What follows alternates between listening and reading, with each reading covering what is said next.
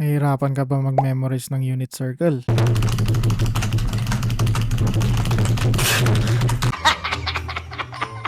Tutulungan kita basta marunong ka magbilang, mag-add, tapos mag-reduce. Tara, simulan na natin. Simulan na muna natin sa mga degrees. Mamaya na yung radians. So, ang lalagay natin dito una yung mga angles na nandito. Angle nito, angle nito, angle nito. Tapos syempre ito 90 to. Ito rin 90, 90, 90. Yan lahat. So, ilagay natin yung angle dito. Yan ay 30 degrees, di ba? So, ilagay natin dito 30. Yung susunod dyan, 45. Tapos dito, 60. Tapos syempre ito 9, tapos ito 0. Yan. Ayan. 0, 30, 45, 60, 90. So i-observe muna natin tong mga to. So from 0 to 30, ang dinagdag mo lang sa 0 ay 30. From 30 to 45, ang dinagdag mo ay 15. So itong angle na to ay 15. Tapos from 45 to 60, 15 ulit. So angle na to ay 15. Tapos itong 60 papuntang 90 ay 30 degrees. So nag-add ka lang ng 30. Bale, 30 ito 15, ito 15, tapos ito 30. Ganun lang gagawin mo dito sa mga to.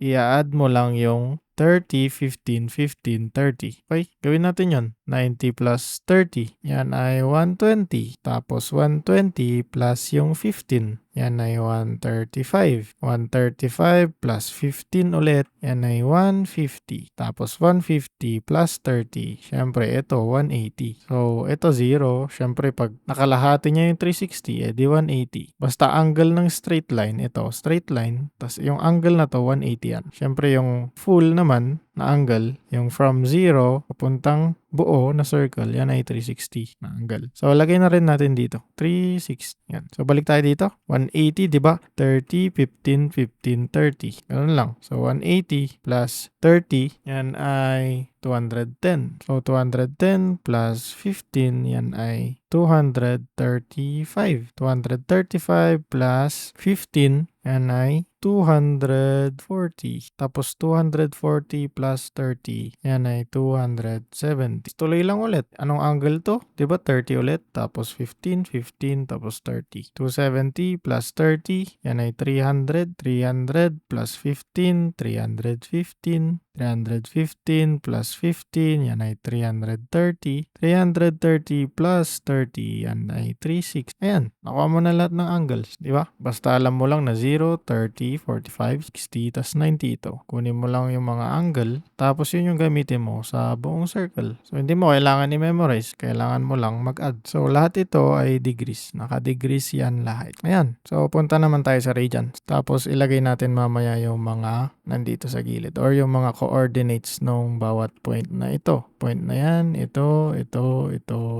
Lalagay natin mamaya. Punta muna tayo sa radians. Okay, radians naman tayo. Tapos na tayo sa degrees, palit naman tayo ng yellow. So, yellow yung radians. Unahin natin yung mga 45 angles. Ito 45, ito 45. Basta ito mga nasa gitna. Itong nasa gitna ng mga hati natin na nauna. Okay, unahin natin to. Yung radians niyan, pi over 4. Yan ang una, pi over 4. So magbibilang ka lang ulit, di ba? 1 pi over 4, yan yun. Isusunod dito naman, ito, 2 pi over 4. Pag nireduce mo yan, di ba? 2 divided by 4, magiging 1 half. So, pi over 2 lang yan. So, di ba? 1 pi over 4. Ito, 2 pi over 4. Ito, susunod dyan, edi 3 pi over 4. Tapos dito naman, ito, 4 pi over 4. Di ba? 4 over 4. O di pi na lang yan. Pi. Susunod ito, yung mga nasa gitna lang. 5 pi over 4. Kasi ito, 4 pi over 4. So, marereduce pa ba to? Hindi na. So, dito na tayo. 6 pi over 4. So, pwede pa yan ma-reduce, di ba? Divide natin both sa 2. Yung 6 sa 2, tapos yung 4 sa 2. 6 divided by 2 ay 3. 4 divided by 2 ay 2. So, 3 pi over 2. Susunod sa 6 pi over 4, 7 pi over 4. So, hindi na yan marereduce, kaya ganyan na yan. Tapos yung last, edi 8 pi over 4. Marereduce pa yan, di ba? i-divide natin sa 4 both. So, 4 divided by 4, tapos 8 divided by 4. Yan ay 2 divided by 1 or 2 over 1 or 2 pi. So, nagbilang ka lang magmula sa pi over 4. Sa 1 pi over 4. Tapos, nakuha mo na ito,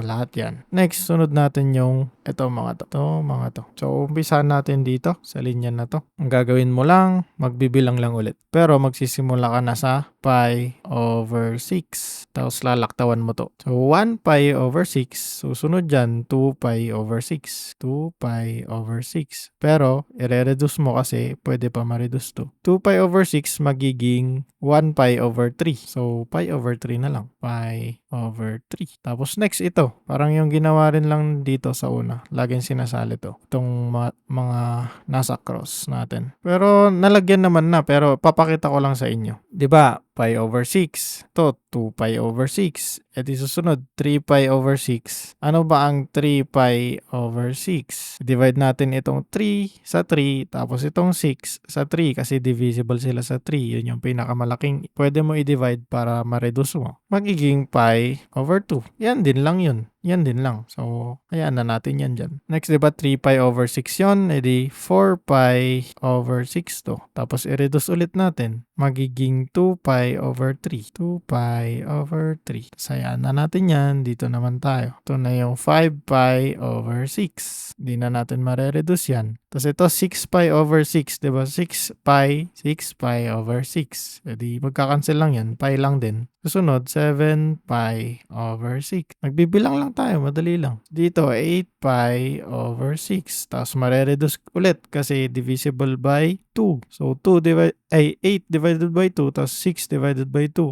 Magiging 4 pi over 3. Tapos ito, di ba, 8 pi over 6 to, ito, edi 9 pi over 6. Ganun din. 3 pi over 2 din lang yun. Tapos dito, 10 pi over 6. Mare-reduce pa yan kasi divisible by 2 yung 10. Tapos divisible by 2 rin yung 6. Yan ay 5 pi over 3. 5 pi over 3. Tapos dito, 11 pi over 6. Yan, tapos na. Nakuha mo na lahat na radians. Basta marunong ka lang magbilang, di ba? Nagbibilang lang tayo. Dinadagdagan lang naman natin yung pi eh. Magbilang tapos mag-reduce sa simplest form nung mga fraction. Ayan, so pagkatapos nung degrees, tapos nung radians, edi lagay na natin yung mga coordinates. Magsimula tayo dito sa point na to, di ba? Alam natin na unit circle to, so yung radius na itong circle na to ay 1. Lahat itong length na to, yan, from origin hanggang sa isang point ng circle, 1 yan lahat. Kaya siya tinawag na unit circle. Uni, isa. Parang uniform, isa. 1, ganun. So, dito tayo sa point na to. Ano to? Di ba? Ano yung coordinate ng point na to? Eh di 1, 0. Bakit 1, 0? Kasi ito yung x, ito yung y. Ano ba yung y mo dito sa point na to? Di ba 0? Kasi ito yung origin, no? So, below 1 tong mga hati dito. Ito, 0. 0 yung y mo dito. O di 0 yung y dyan. Tapos yung x mo, 1. Kasi ito yung radius niya yan. Ito yung radius na to. Yung length na to, ito, yung guhit dito ay 1. Kaya yung x mo, dyan ay 1. So, ano dito sa taas? Ano yung point dito? O di 0, tapos 1. Yung 1 naman yung y mo. Tapos yung x mo ay 0 kasi nandito lang. Dito negative x, dito positive x, dito positive y, dito negative y. So, ano yung length na to? Yan yung radius. Yan yung y mo. 1. Ayan, 1. Ganun din dito, babaliktarin mo lang yung sign. Kasi dito, negative na yung x mo. Diba yung mga guhit dito, negative. So, below 1 yung mga yan. So, ibig sabihin, ito 0.5.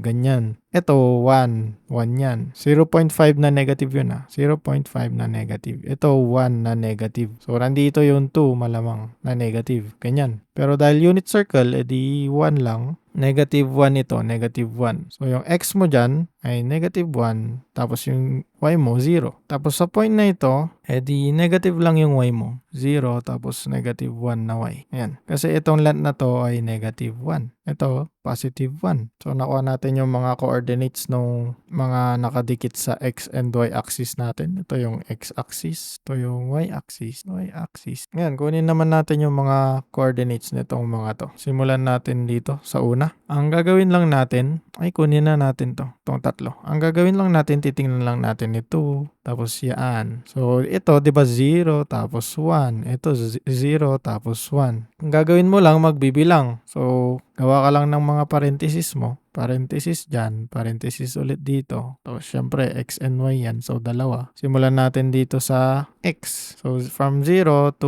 1 siya. So, magbibilang ka lang. 1, 2, 3. Tapos square root mo. Ito, naka-square root naman na yan, pero ang square root ng 1 ay 1. So, tanggalin mo yan. Tapos, i-divide mo lahat yan sa 2. Ganun lang din yung gagawin mo sa kabila. Diba? 0, 1, 2, 3. Tapos, may square root lang. Dito, 0, 1, 2, 3. Tapos, may square root din. Tapos, divided by 2 lang din. Yan yung mga coordinates niya. Diba, madali lang. Gagawin mo lang din yun dito sa kabila. Pero, mag-change yung sign. Depende sa point. Dito, makikita nyo yung x nyo, negative. Kasi nga, negative dito. Negative yung x dito. Negative 1 to eh. Ito, negative 1 yan. So, negative yung x nyo dito sa mga point dito. So, ganun lang ulit. Open and close parenthesis. Comma. Titignan nyo yung x. 0 papuntang negative 1. So, 1, 2, 3. Yan. Square root over 2. Ay, wala palang square root yan. Over 2. Tapos over 2. Negative. Kasi negative 2. Kasi negative yung x dito. Ibig sabihin itong triangle na to, yan no. Ito, syempre, negative yan. Ito, positive. Itong opposite mo. Ito yung adjacent. Negative yan. Ganyan lang naman kunin yung mga coordinates, di ba? Titignan mo yung x, tapos yung y. Ito yung y niya, oh. Nandito. Ito banda. So, yung y naman, 0 to positive 1. Bilang ka lang. 1, 2, ay, dito, 2, tapos 3. Square root, over 2. Positive. Kasi yung y mo dito ay positive. Yan. Positive yan. Ganun lang din dito, di ba? Paulit-ulit lang. Kahit nakapikit ka, pwede mo to gawin eh. Imaginein mo lang. Negative 1 to 0. Tapos ito, 0 to negative 1. Kahit unahin mo nga yung y. Sige, magawa tayo ng open and close parenthesis. Comma. Unahin natin yung y. 0 to negative 1. O di 1, 2, 3. Square root. Tapos over 2. Negative. Ganun din sa kabila. 0 to negative 1. 1, 2, 3. Square root. Over 2. Negative. Ganun lang. Tapos kaya nyo na rin to. Open and close. Comma. 0 to positive 1. 1, 2, 3. Square root. Over 2. Over 2. 0 to negative 1. 1, 2, 3. Square root. Over 2. Tapos negative yan.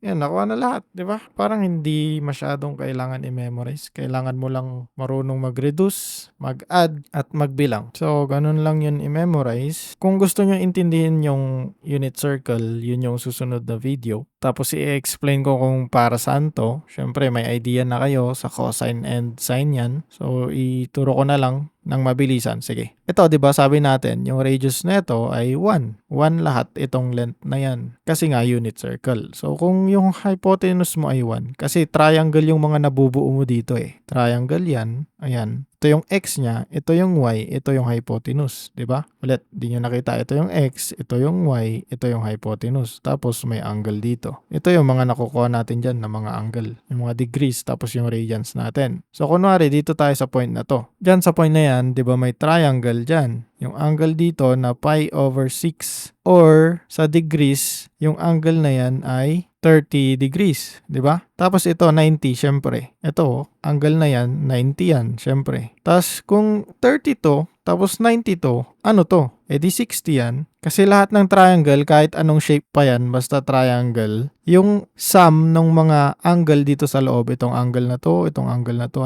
at saka angle na to, ay 180. Pag pinag-add mo yung tatlong yan, 180 lagi ang makukuha mo. Kahit anong shape ng triangle, basta naka-close. So, ibig sabihin, kung 90 to, tapos 32, ipag-add mo yung 90, tapos 30, yung sum nun, i-minus mo sa 180, makukuha mo itong 60, di ba? Ibig sabihin, itong sum nung 60, 30, 90 ay 180. Kaya 30, 60 ito. Okay, gets yun? Tapos nakuha natin to, di ba? Itong mga coordinates natin. Ang ibig sabihin niyan, yung x mo dito ay ito. Kasi nga, x yan. Ito yung x. Yung 3, yung square root of 3 over 2. Ito yon. Yung length na yan, square root of 3 over 2 yan. Below 1 yan kung in-evaluate nyo sa decimal. Tapos, yung length na to, yung haba na to, yung height nung triangle mo, 1/2. So, kung makikita nyo dito, itatansya lang natin. Ayan. Yung haba na to, ito, yung height na to, ay kalahati nung buo. Kalahati nitong buo, di ba? 1/2. Ayan, 1/2. Kaya tama. So, ito ay 1/2. Ito, 3 over 2 na square root to. So, ito yung triangle natin, ha? Yan, yung triangle na yan.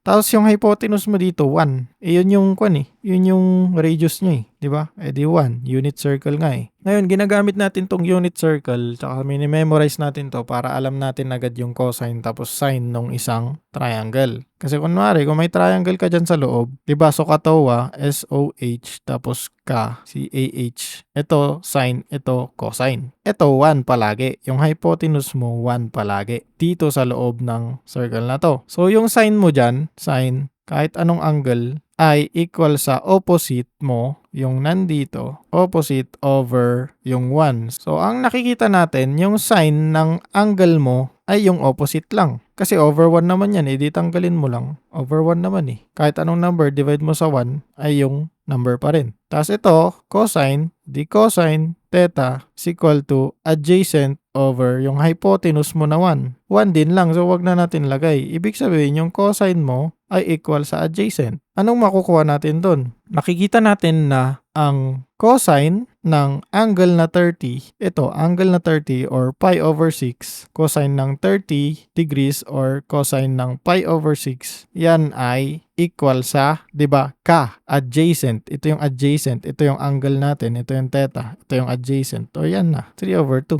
Yan yung cosine ng 30. Kung sine ng 30 or sine ng pi over 6, edi 1/2, ayan, 1 over 2. Kasi nga, sine is equal to opposite kung ang radius mo ay 1. Yan, nakikita mo na yung sine at saka yung cosine ng mga angle nang hindi nagsosolve. Kasi nakikita mo na dito sa unit circle. Ayun lang, yan yung gamit ng unit circle. Pero sa next na video natin, gusto ko ipakita sa inyo na hindi nyo kailangan i-memorize to. Ginawa ko lang tong video na to kasi maraming nagre-request na memorization trick daw dito sa unit circle. Meron din way na hindi na kailangan i-memorize. Parang kailangan mo lang intindihin yung unit circle. Yun yung gagawin ko ng next na video.